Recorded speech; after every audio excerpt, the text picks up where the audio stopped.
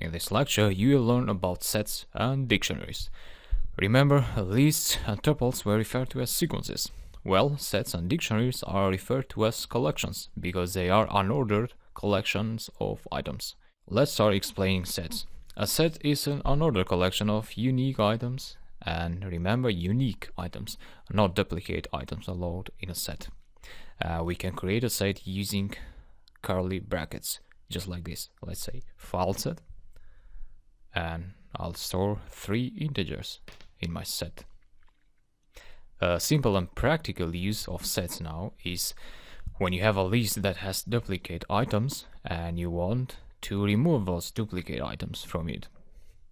Let's say you have this list, file list, okay? We have 2 duplicate items. And to make a sequence of unique elements, you have to convert it to a set object. And we can convert a list to a set object using the set function.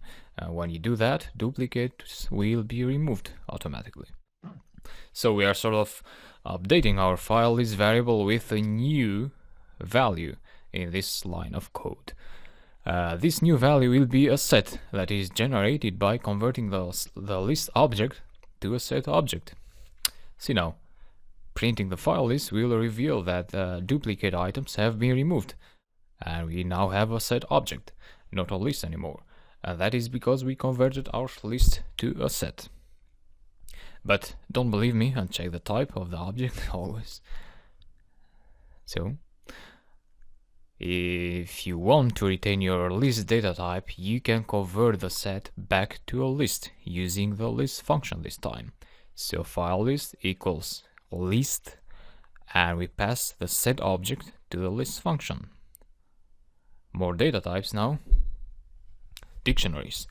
Let's try to explain them by making a comparison with lists. So in the case of lists, we were able to access items using their indexes. For dictionaries, we can access items using indexes declared explicitly by us. Here's a dictionary. I'll call my dictionary FileDict. We use curly brackets to define a dictionary, and then we write the index, a column, and the corresponding item. So don't forget that each item has its own data type. So if you use quotes for an item, that makes that particular item a string, and so on. The items in this case are 2015, 2017, and 2019, and they are referred to as values. So remember, values when we're talking about dictionaries. And the indexes are last year, this year, and next year. They are referred to as keys. So what we're dealing here is an object constructed by pairs of keys and values. Now, in the case of lists and tuples, we were able to access items using the default indexes. In the case of dictionaries, you can access the dictionary values using their corresponding keys. And that will return the value attached to the year key.